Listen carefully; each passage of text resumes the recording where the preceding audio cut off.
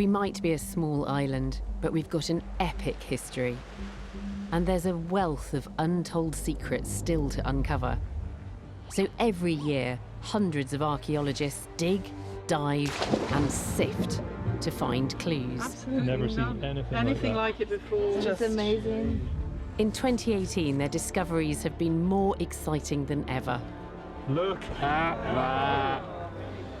So that's from a tank then? That's brilliant. That's a nice find. Not bad for day 2. Not bad at all. Each excavation has been filmed as it happened by the archaeologists themselves. Their dig diaries mean that we can be there for every exciting moment of discovery. And you imagine him looking over his shoulder, trying to get away from the enemy aircraft through that. I'll be in the lab where the teams will bring in their finds from pottery and metalwork to human remains, and we'll take a closer look to find out what these new digs can tell us about our ancestors. Look at that. Be very careful. I will be careful. Oh my goodness. While archaeologist Raksha Dave looks into the analysis that goes on long after a dig is finished. Somebody stabbed her in the back of the head. What an awful way to go. Welcome to Digging for Britain.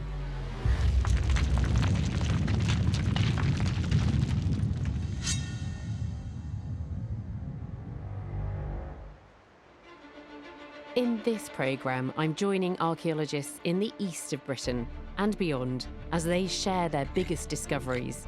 We join a team as they find an incredible lost Stone Age monument. It has to mean something, and it's now our job is to figure out what it does mean.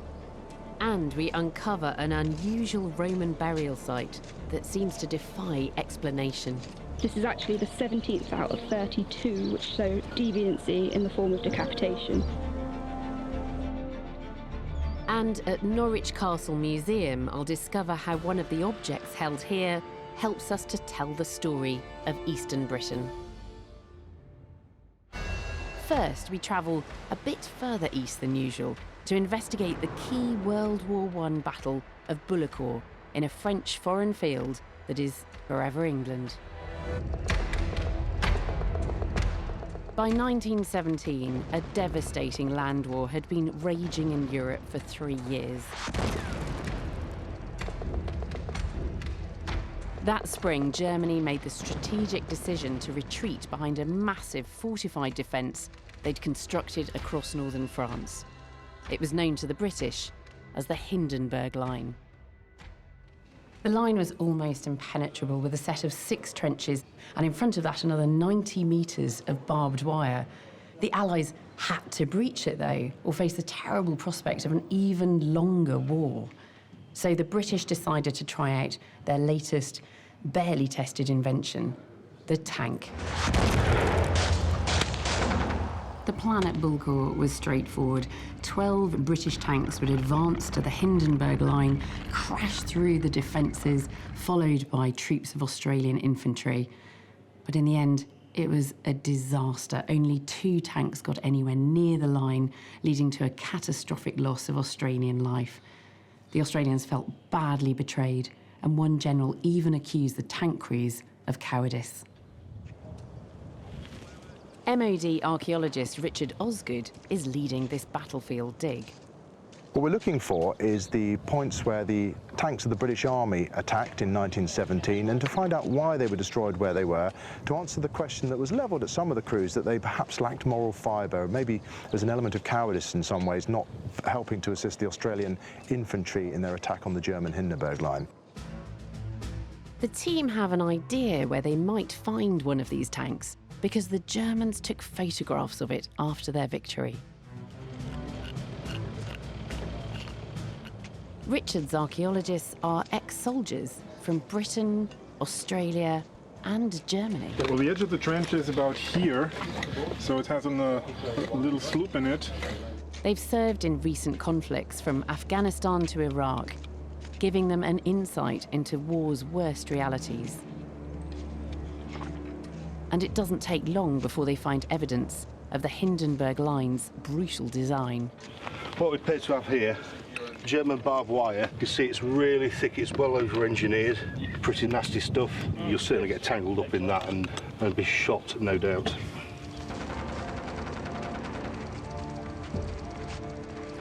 And then Richard's team are brought face to face with the tragic consequences of this battle for Bullecourt, a reminder that there were casualties on both sides.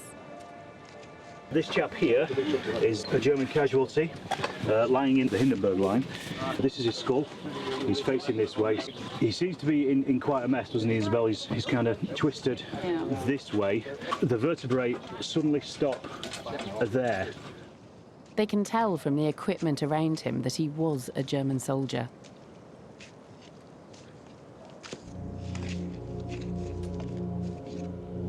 It's important to these former soldiers to take a moment to remember the fallen. War is a great leveller. He's a human being. He could be British, he could be Australian, he could be French. In this case, he's German, and it's all exactly the same. Ja, Headless, Kamerad. This is not easy, but 100 years ago we might have fought against each other. But because of this war, we're now standing here together. Not as enemies, but as friends. Auf dich, Kamerad. Fallen comrades. Fallen comrades.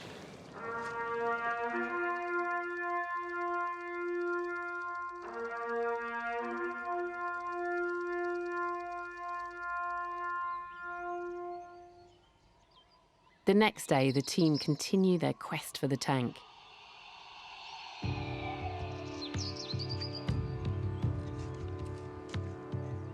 I can't believe we're making so many finds already. We've got lots of tank parts that are coming out of the ground.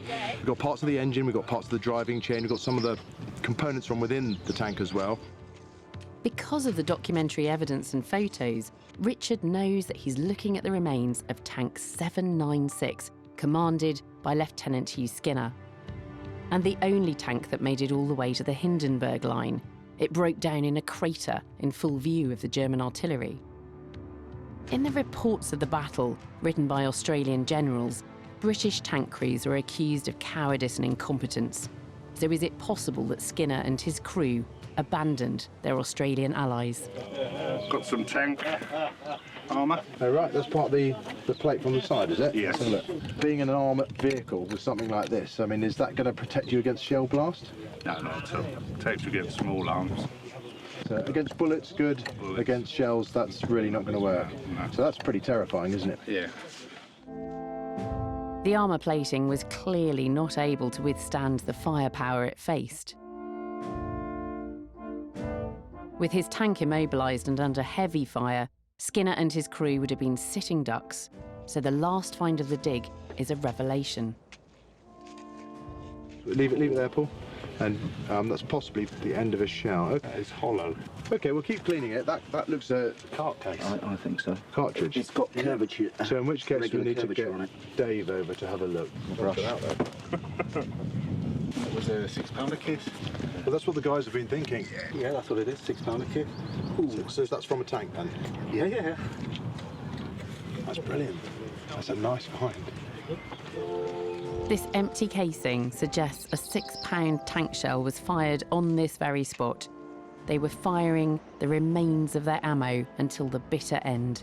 When the tank was basically broken down here, in his report he said he carried on firing, trying to use as much of his ammunition up as possible before they retreated to the Australian and British lines over there. And this kind of proves that he was firing from this spot where the tank was broken. So this item is, yeah, it's a symbol of bravery. I've asked Richard to join me in the lab to share the powerful evidence he's uncovered to contradict the Australian accusations of cowardice. This is basically the archaeology of a day. This is the archaeology of one day in April 1917 and the traces it leaves behind in these French fields. Have you found out anything else that we couldn't have known just from the history that's come down to us? Yes. I mean, the armour, it's just metal. It's not armoured as we'd understand it. It's that sort of level of thickness. It's really great for stopping bullets, but not for stopping artillery. The crews must have known that very, very quickly, and it must have been just terrifying. So these are the tanks that are brought in for training for the British Army. They've used them on the Somme in 1916, but this is going to be the breakthrough weapon, but they're only for training. I suppose shock and awe is the thing they were trying to achieve, of having this monster attacking the infantry, and that's great if you can't shoot through it. I mean, it seems extraordinary that you're saying that essentially this is a training tank. I mean, this tank is firing shells of that size, and presumably the Germans are firing back similar size pretty shells. similar. This is a 6-pounder case, and the Germans are firing back 7.7 centimetre artillery, which is pretty much the same sort of size, and it was going straight through the metal of these tanks. And what's this image here? We all think we know what colours the tanks are, and the only way you can really tell what the original paint was like on these things is if you find it in the ground. And we were incredibly fortunate to find that paint on one of the tracks of 796. So you've got two colours there. You've got the red, which is the undercoat, and then a green tone on top of it. That colour is British racing green. Yeah. On a thing that does 4 miles an hour. Does that make them stand out more, do you think? Well, they've done all sorts of different colour schemes, and they're experimenting. It's such a new weapon. They're even experimenting with the colours that are going on to this thing. People are learning lessons and desperately trying to break through this huge siege that's going on the Western Front. So the Germans had nothing like this? No, nothing at all. In fact, the main use of tanks that the Germans have in the First World War are captured British tanks, Beutpanzer. It's a bit of a Pyrrhic victory in some ways, in that the Germans look at the results of the fire that they put out against these tanks and where they've destroyed them and how they've destroyed them, and they employ those tactics later on in other battles. But by then, the British are not using training tanks. They're using properly armoured vehicles. Right. And that leads to successes like the Battle of Cambrai just a few months later, where there are much more effective vehicles. And what about this tale of cowardice, then? I mean, where does this excavation leave us? Well, hopefully that's dispelled any sorts of thoughts like that. It comes from the Australians, who took a lot of casualties in this one particular battle, perhaps looking for a scapegoat, and these tank crews were that obvious example to pin it on. The fact that this tank got as far as it did, it fired until its ammunition was either expended or the tank was utterly unable to maintain itself without being destroyed. It does 4 miles an hour over a big area. They've seen the other tanks being destroyed. To stay as long as they did and to get as far as they did, I think actually it's quite the reverse. I think it's a tale of courage. Yeah. This excavation shows that the tragic failure at Bullecourt was a failure of machines and not men. We now know that the crew of Tank 796 fought bravely until their very last shell. We go back to the UK now, where archaeologists are investigating a huge 37-kilometre-long stretch of farmland before the laying of a power line near Woodbridge. Every time a major UK building project is greenlit, then maps have to be consulted, the land is surveyed, and often an excavation is carried out. Now, the archaeologists don't set out to make spectacular finds, but sometimes they will uncover a major new discovery, and that's exactly what happened this year in Suffolk. The Suffolk landscape has been ploughed and levelled for centuries. So when the commercial archaeologists started work, expectations were low. But right at the end of the project, the survey showed something interesting hidden under the soil. When they start to dig, they get a huge surprise. It looks like this very flat patch of land was once a hill, and under the flattened hill, they uncover a monumental curving ditch. The scale of the ditch is massive. It's about 15 metres wide. It's at least 2 to 3 metres deep. That is a very, very large feature, which would have been huge in the landscape when it was around. Digging this ditch must have been a colossal undertaking, suggesting that this was a very important site. Through the bitterly cold winter, the team works as fast and as carefully as they can, peeling back each layer of earth filling the ditch. Then comes the next shock. There's a perfectly preserved wooden trackway inside the ditch that would have led to the top of the hill. The trackway itself came down on a ramp just beside us on split oak timbers, and then runs up along the centre of the ring ditch and terminates at the very highest point on the hill. With no precedent for such a strange design, the team don't know if they're looking at something that is hundreds or thousands of years old. But it's clear that they've unearthed an enormous monument and something that had been entirely forgotten about. As the trackway emerges, the archaeologists can see that it's about 3 meters wide, and further analysis reveals it's made of birch and oak. The big question is now when this mysterious monument was constructed and why. And they start to find objects that appear to have been deliberately placed in the ditch. There's an obvious placing of certain bones in certain locations along the trackway, but we're finding none of the other bones. We're only finding pelvic bones and jaw bones, which is sort of the front of the animal and the back of the animal, but nothing in between. And that in itself is extraordinarily unusual. The wood and the bone can be dated, and they turn out to be very old indeed. They're from 2400 BCE, so this feature is Stone Age. At this time, we know that people were gathering to create giant monuments in significant places in the landscape. The most famous of these, of course, is Stonehenge, which also has a large, curving ditch around it.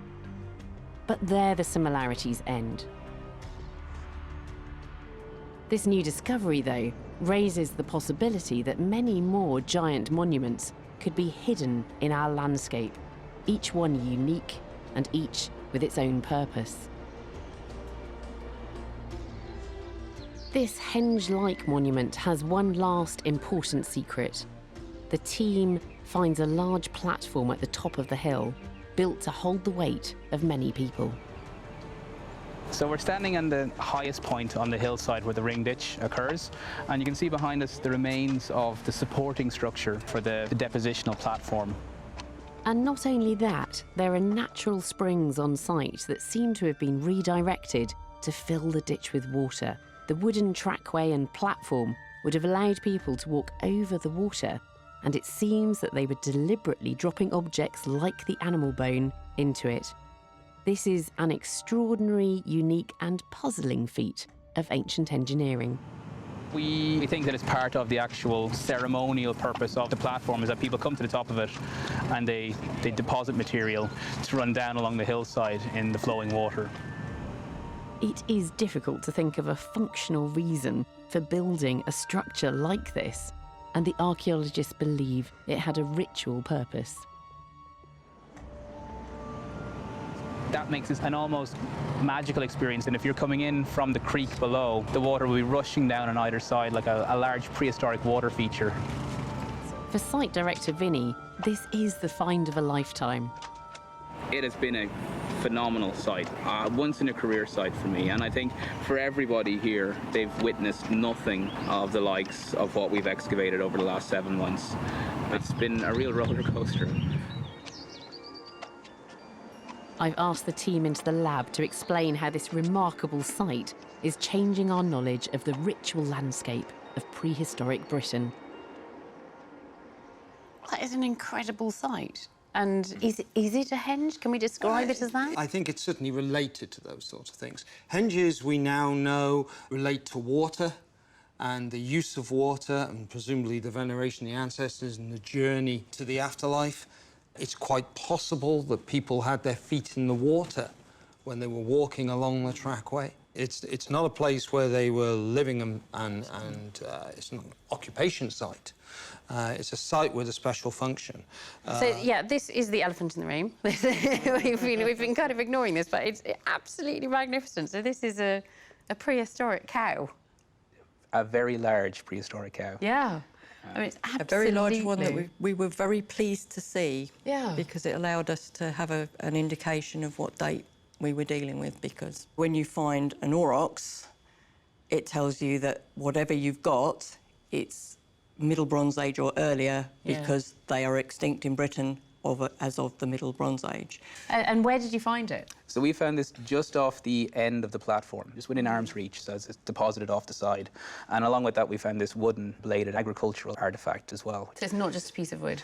No, it's a wooden spatula. It's used for butter and milk churning. It's the same thing. You're getting the association of agricultural practices with the auric skull in the placement at the edge of this platform. I mean, these are the earliest farmers, aren't they? This is early Neolithic. This is the beginning of farming in Britain. From the carbon-14 dating that we've just recently had back, we're looking at it to be about 3,500 BC. So that's really early Neolithic. Very early, and that's from the lowest phase of the trackway, so the very first phase of trackway. And when we're thinking of this time period, we're always kind of drawn to Stonehenge just because that is such an obvious feature still in our landscape. But it's quite curious to see that there were things like this that have been forgotten about. Stonehenge is famous for its kind of lifespan.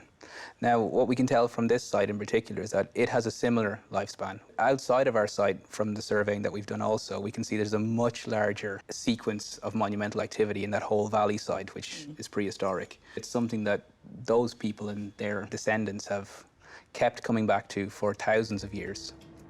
This astonishing site reveals that our prehistoric ancestors came together to build a spectacular water feature and returned here over more than 1,000 years.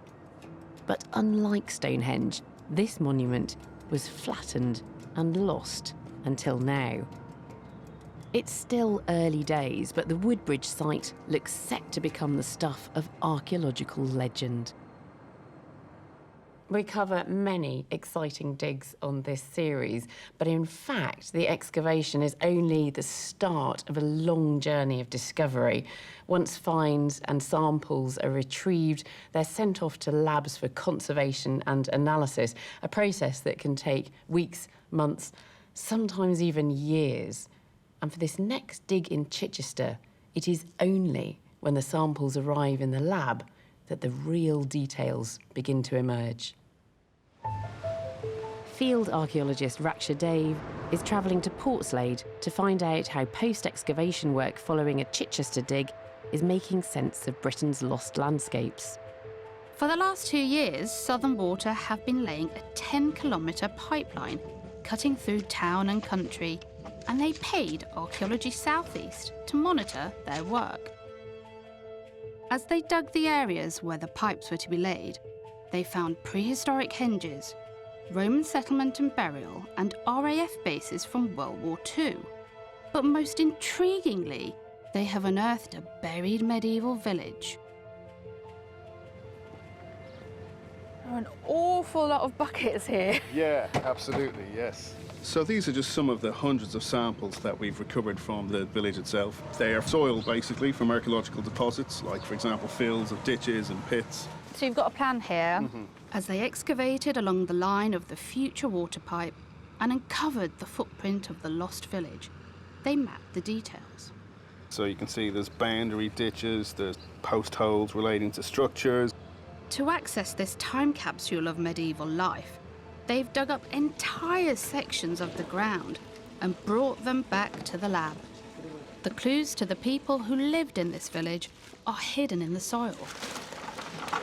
But first, they need to get rid of a lot of mud. Good grief. Then do I just break these bits up then? Yeah. So all we're trying to do is break it down. So the water will do some of the work for us. This is quite a bizarre job. It is. It's like, what do you do for a living? Oh, I wash mud. It's almost like massaging it, though, so it's very intimate. What we're trying to do is get rid of all the soil, so we end up with all the lovely archaeological material. I can actually feel all the tiny bits. Yeah. And this one, on top of this mesh, will have all the heavy stuff that won't float, but then some lighter things like charcoal and plant remains will float, and we'll end up with them in this smaller one. The large tank at the top will catch stone, tile and metal, and the small mesh below it catches lighter plant remains. So how do you then use all of this information about this organic remains to paint a picture of village life? If, for example, we have a sample with lots of charcoal in it, it could be from an oven or a kiln. We can identify certain types of charcoal as being fuel wood. Yeah, so you can see where they're selecting certain types of trees to burn, or if they're avoiding any, whether they're cutting down trees to use as fuel, or whether they are just picking from the forest floor. It just amazes me how much information you can get from such a tiny piece of charcoal. Extracting all of this information requires an expert eye, so they are passed to archaeobotanist Angela for analysis. Gosh, this is quite painstaking stuff. And then I listen to music when I do. These innocuous bits of seed and charcoal can give us an intimate insight into the everyday lives of the people in this village. Germinated grains showed that they were brewing ale. The charcoal shows us where they were cooking, and the cereal can tell us about the bread they were eating. In medieval times, both wheat and barley were used for making flour because wheat was a bit of a high-status cereal, so not everybody could afford to eat bread that was made entirely out of wheat. After all of these samples are sorted and analysed, the team will be able to work out what people were doing in different parts of the site. And the larger finds from the excavation are providing intriguing clues to the village's fate. Where has this material come from? Well, all of this tile has come from a spread that was overlying one side of the best preserved house that we had on the site. We know that there are 2,000 fragments of tile here weighing close to 40 kilograms, and that's a significantly large amount to get from a single feature. Tile was a valuable resource and often reused. Such a large quantity left untouched after the building's collapse suggests that the entire village was abandoned. So it's literally collapsed down and all the tiles just spread onto the ground? Where it drops, yeah. The fabric of this particular tile is quite distinctive. You can see it's got quite large flint inclusions. And we can say that it's between 1150 and 1350 AD. This medieval date gives an important clue as to why this village disappeared. But that's a classic feature of the deserted medieval village in the mid-14th century, where you just get, obviously, massive depopulation. You're going through a cold phase that hits around the time, the so-called Little Ice Age. That has a knock-on effect with, like, an impact on food, on harvests. You've got the Black Death rolls in around that time. You've got the 100 Years' War as well, which would have been a drain on the population. When you combine them all together, it must have been pretty devastating. The date of this collapsed building shows that the perfect storm of climate change, disease, and political turmoil signalled the end for this particular village. It's early days, but it's likely these buckets of mud hold many more of the village's secrets for the archaeologists to uncover. Our next site takes us to the village of Great Wellnotham in Suffolk, where a team were brought in to investigate a small field ahead of a housing project, because evidence of Roman activity had already been found in the surrounding area. This dig is making us question Roman burial practice in Britain. When it comes to the Romans, a fort or a villa looks very similar whether it's in northern Africa or eastern Britain. So archaeologists often half know what they're going to find even before they start digging. But some sites defy all the expectations. When the team arrived on site, they found evidence of burials. There's nothing unusual about this, but it meant the site had to be fully excavated. 5 weeks in, they make what seems to be a gruesome discovery. So I've got a child between about 4 and 8 years old, and he's what we call a deviant burial, which means it's been placed in an unusual way or buried in an unusual practice. You can see the head has been removed from where it should be and is in between the legs. So we've got the arms coming down like this, the 2 legs on either side which are spread, and the head right in the middle. There are examples of strange burials like this, decapitated with the head rearranged, from other Roman cemeteries, but they're rare, and we don't know why the dead body would be treated in this way. As the dig continues, there are plenty of more normal-looking graves, so it looks like the deviant burial is a one-off. But it isn't. So far, I'm uncovering this grave where we have this skeleton, possibly deviant. We're not entirely sure yet if the skull belongs to the skeleton, but I believe it could be from this skeleton because by the pelvis and by the skull, it seems to be female. This burial is even stranger than the last. We also have feet, but they do not belong to this skeleton. So it's obvious that we have several redeposits on the same grave. This body appears to have been buried with an extra pair of feet, which must have been removed from their owner, fully fleshed. Over the next few days, more deviant burials emerge.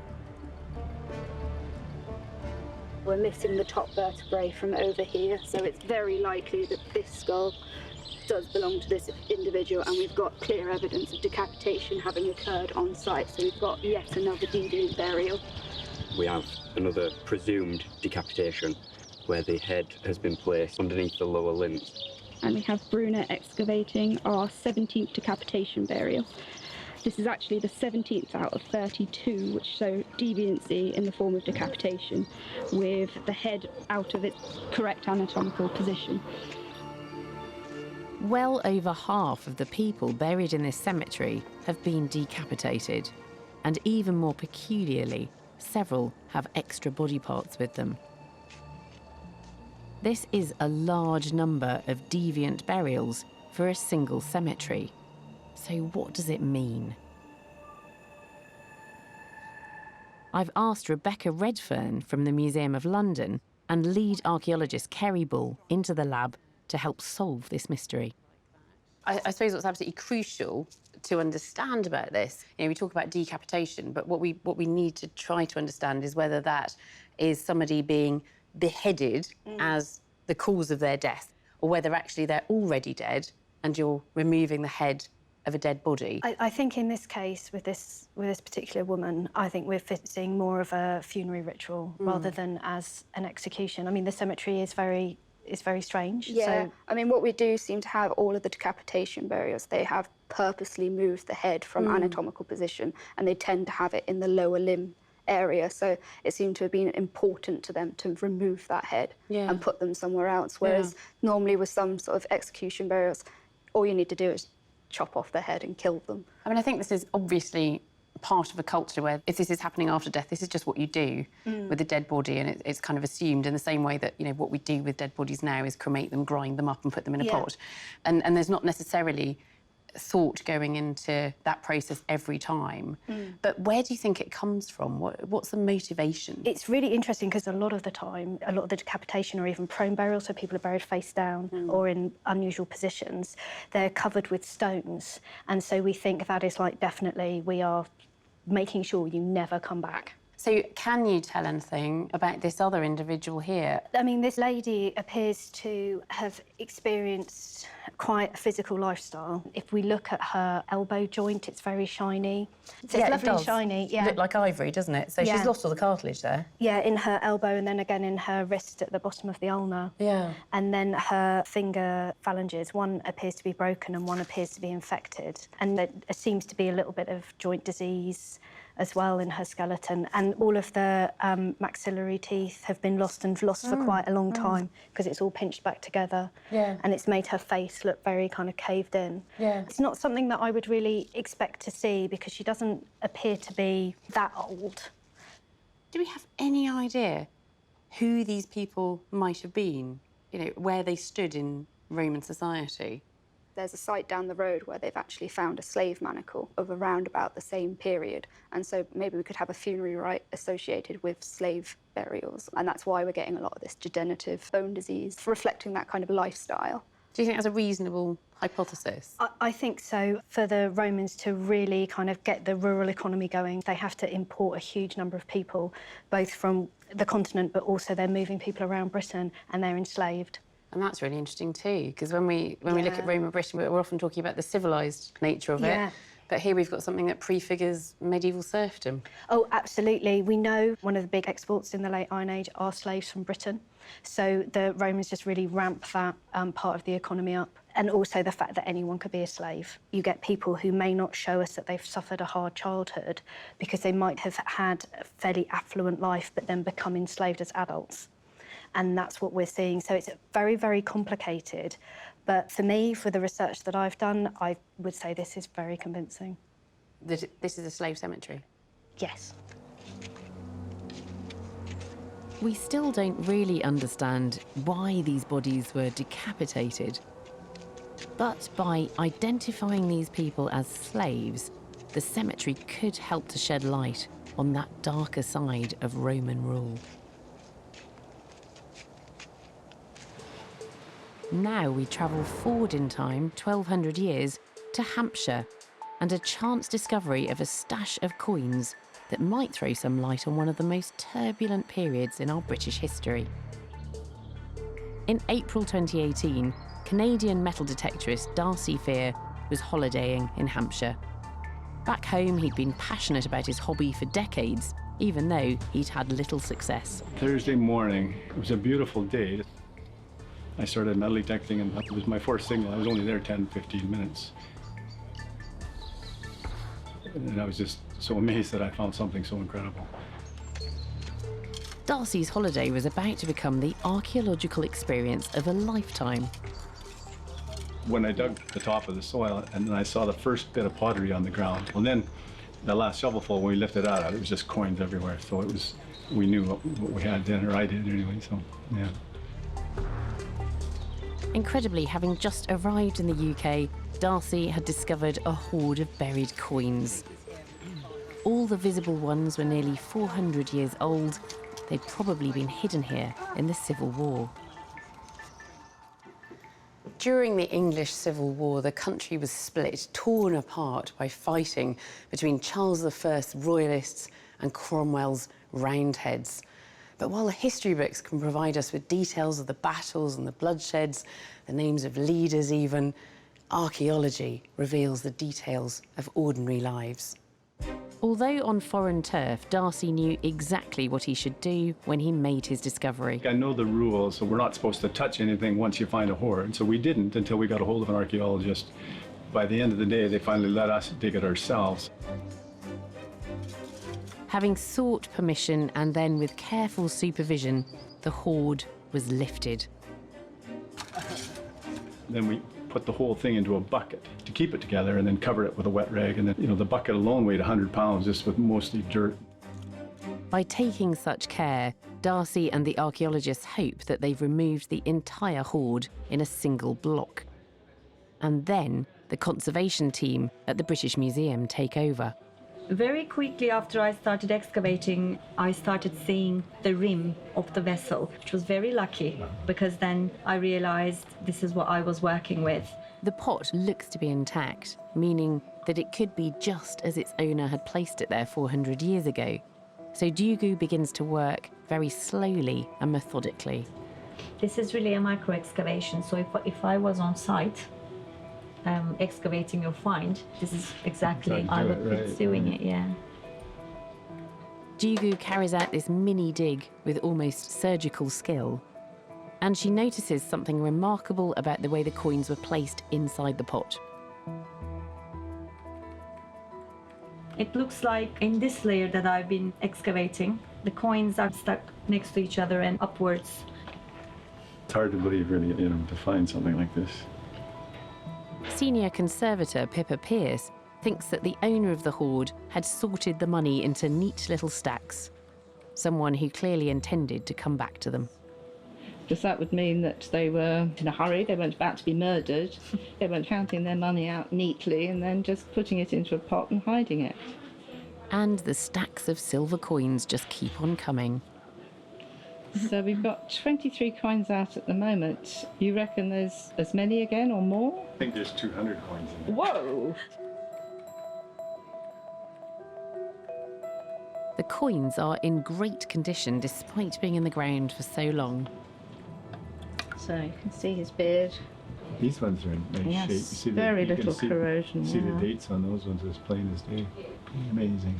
So to have what is a really good condition hoard and to be able to excavate it in the lab is just brilliant for us. So why did this person bury their wealth?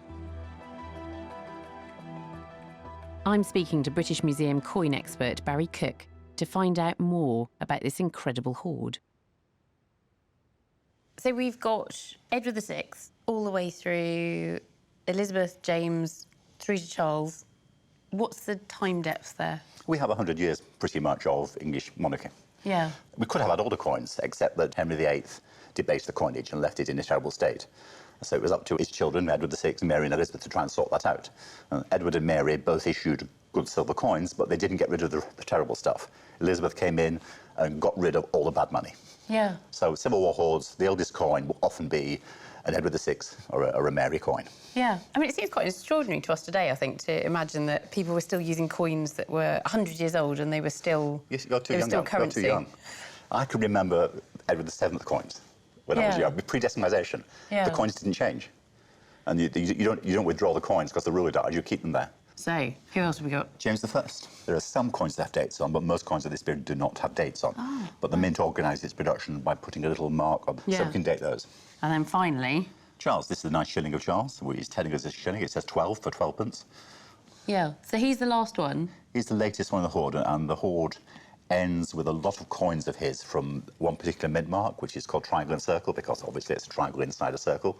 And that was the mark that was being used between 1641 and 1643. Right. And that's really important, because in 1642, the King leaves London, the Civil War starts. Yeah. So this is the coin issue being produced as the Civil War is just beginning. Yeah. And you get a lot of coin hoards that end at this time, so everyone is hiding their money. And is there anything else unusual about this? I mean, the scratching out of faces seems to be quite odd. Is that something we often see?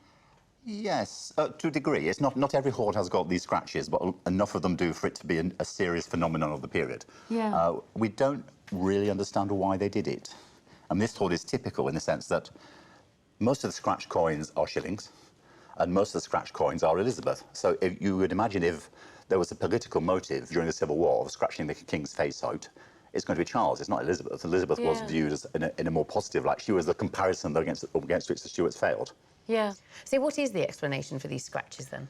I'm inclined to think there is some sort of practical explanation. You might just be keeping track. You might be accounting them. It might be the top one in the pile. It could be something like that. Who knows? So with a coin hoard like this, sometimes with earlier coin hoards, we're left wondering whether perhaps they're votive offerings or people burying their wealth at this point. This is pure hiding your economic wealth and hoping to come back to it. Yeah. We're in the point where England is collapsing, disintegrating, and people are hiding their coins, hiding everything they can get and putting it in the ground. And generally speaking, the hoards are found across the country where the two sides are meeting. Right. They sort of sweep down in about Yorkshire and through the Midlands and where the King's headquarters was, into the West Country where the two armies were always meeting. They do reflect how the war was working. They reflect that clash. Yeah. Yeah. And in terms of the wealth that was buried here, can you give me an equivalent? It's £13, 4 shillings and 6pence. Yeah, which doesn't sound like a lot today, but how much was it then? But that's very easily an annual salary of a worker. Yeah. They used to say that Elizabethan gentlemen should be able to live off £10 a year. Right. We're a bit later now, but you know, £13 is a good income for pretty much anyone who wasn't a gentleman or a really rich trader. Yeah. So in that pot, we've got a small fortune. Yeah, so we have somebody's annual wages. Yeah. And they never came back to retrieve it. Something happened. Mm. Next, we travel to Coldingham, right at the English-Scottish border, in pursuit of a powerful but forgotten Anglo-Saxon princess. This site lies just across the water from the famous Lindisfarne Abbey. Lindisfarne was founded by King Oswald, who is still famous today for transforming Britain into a Christian country. But the role his sister played has often been overlooked. Rejecting the traditional option of marriage, Princess Ebba became an abbess and played a crucial part in the spread of this religion. But the precise location of her monastery has proved elusive. A team of archaeologists and volunteers from dig ventures is hoping to put Ebba back into the story of how Christianity spread. So hold something on this side. Yeah. So we're here at Coldingham looking for St Ebba's Monastery, an Anglo-Saxon double monastery that we think was somewhere around the location. The abbey that Ebba established would have acted as a vital link between the evangelical monks of Lindisfarne and the people on the mainland they needed to reach. The hunt starts near a later Norman priory, often placed on the site of an older abbey. But the remains of these Saxon abbeys are incredibly elusive. There are often no stone buildings to find, so even discovering the site of a chapel can be difficult. But there usually is a marked boundary. We've started to clean back along this trench, and what's really exciting is we've started to find some archaeological features. What we think we found is a ditch which is similar to the 7th century ditch found in earlier excavations. A ditch dating to the 7th century was found in a nearby field 13 years ago. And if this new ditch connects to that one, it could suggest that they're on the very edge of the monastery site.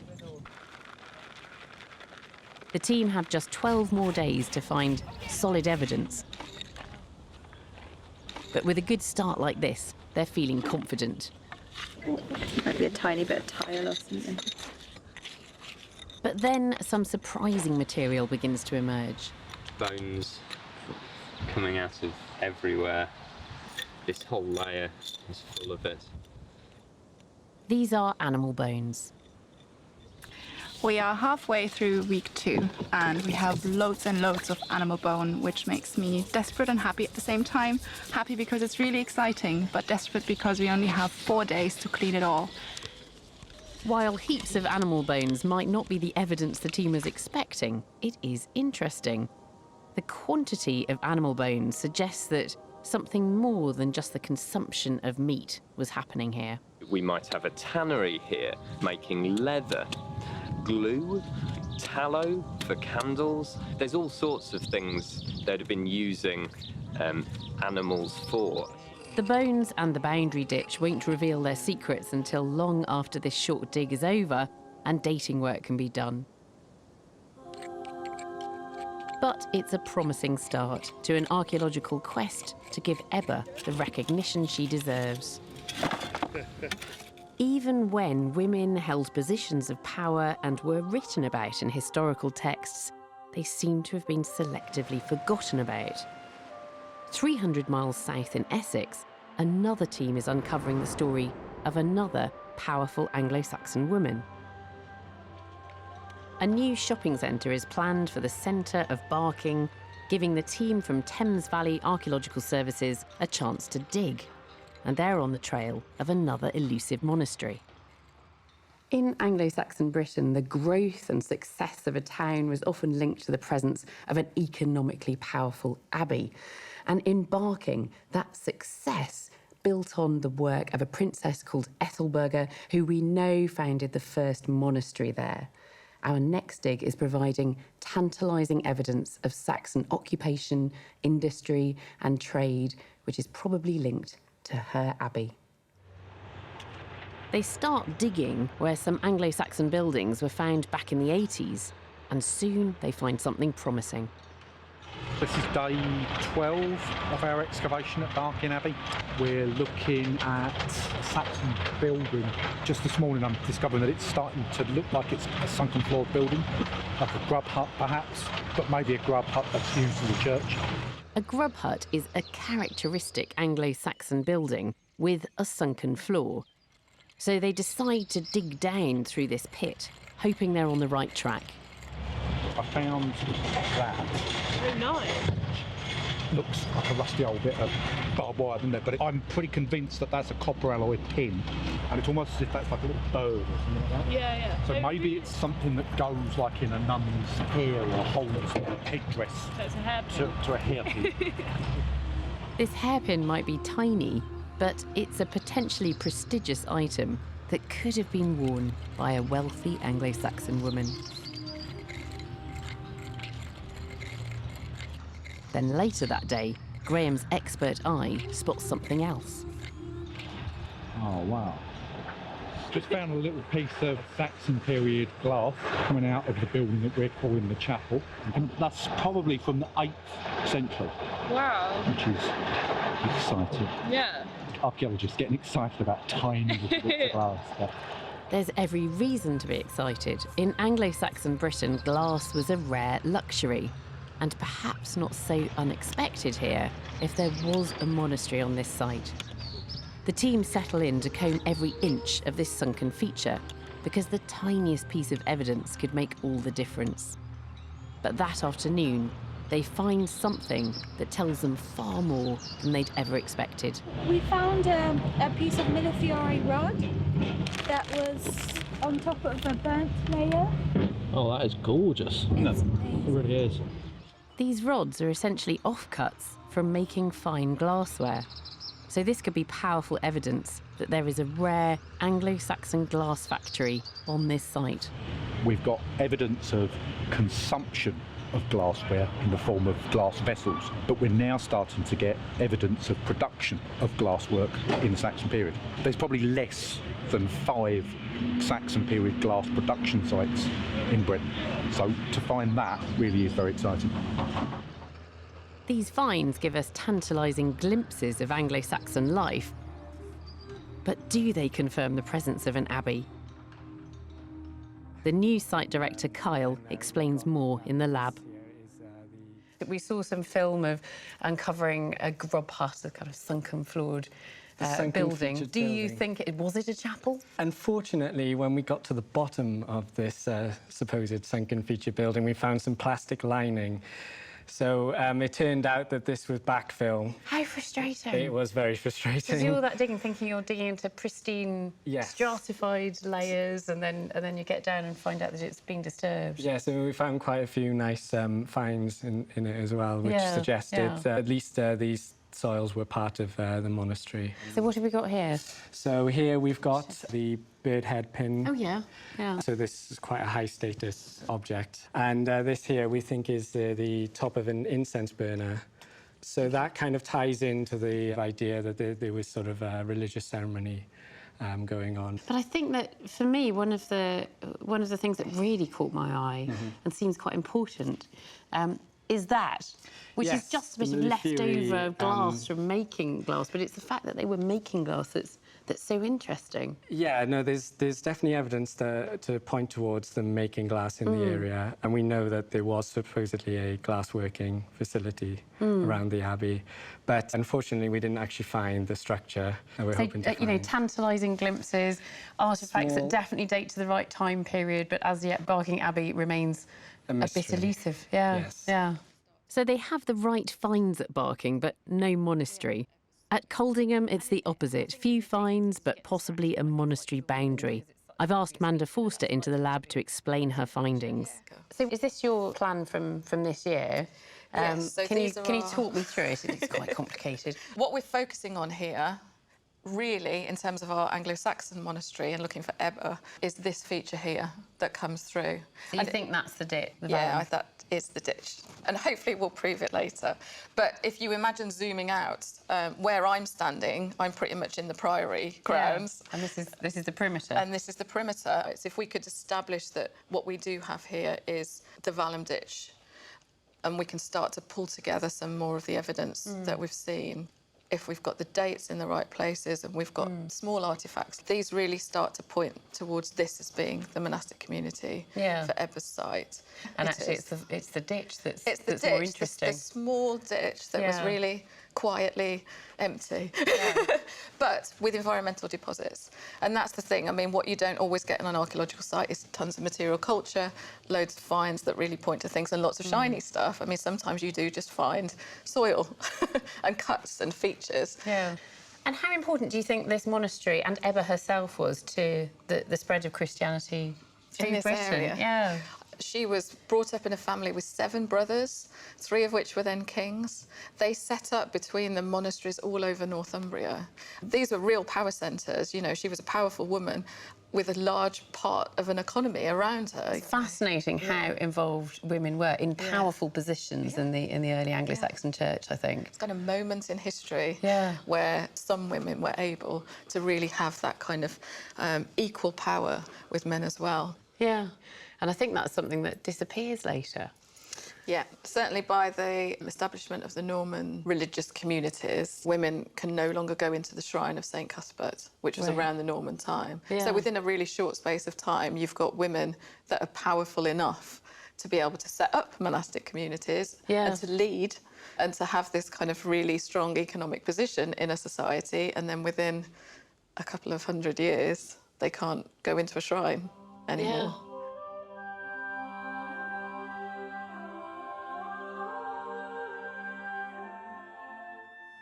In Anglo-Saxon England, women pretty much had 2 choices: marriage or the church, something that could create a bit of an identity crisis. One of the tiniest objects in the Norwich Castle Museum reveals this story. This is a metal detector find that was made in 1998. It's, I think, one of the most remarkable things that we've had brought in through metal detecting in the last 20 years. What is it? It's a seal matrix. In other words, the thing that was used to make the impression that makes a seal. Yeah. And this was actually within a ring, a gold finger ring, and it would have spun on the gold rod that runs through the centre of it. So I can just about spot that gold rod there, and has it got a name on it? It says Baldehildis, or Baltild, which is a female name. And do we have any idea who this woman is? We've got one historical figure called Baltild, an Anglo-Saxon, sold into slavery and bought by the mayor of the court in 7th century France. And she then becomes queen, and ultimately she takes on the role of regent, and she rules the kingdom in her own right. So this historical Baltilda, I mean, she's a really good candidate for the person that would have had an object like this. This is high status. It implies that somebody is literate. Absolutely, it ticks all of the right boxes. So why is it on a rod? It's on a rod so that it actually rotates on that. So you have the public side with her name on it, but if you rotate it, you can see a couple in an intimate embrace beneath a cross. OK, I wasn't expecting that. But no, it's actually quite rude. I mean, I can see genitals. Yeah, it is. I mean, it could be an arm coming out very low down on the body, but I don't think it is. I'm an anatomist, and I think I know what I'm looking at here. It is a remarkable thing. But combined with a cross, this seems to be a very peculiar image. It might suggest something like a betrothal ring. And in this particular case, if she goes into a nunnery, maybe she's therefore a bride of Christ, and that's why she's beneath the cross. It's quite curious, because I think in a single object, it almost encapsulates the choices that were there for high-status Anglo-Saxon women. You're either a wife and a mother, or you're a nun. And it combines those double identities.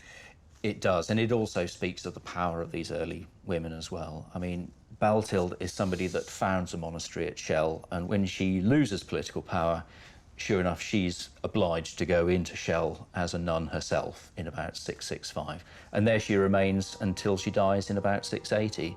And then 11 years later, she's pronounced a saint. Archaeology can reveal entirely new information about our ancestors, as well as giving us a tangible link to people whose stories have been largely forgotten. Getting closer to the physical reality of the monasteries these women founded will hopefully put them back in the picture.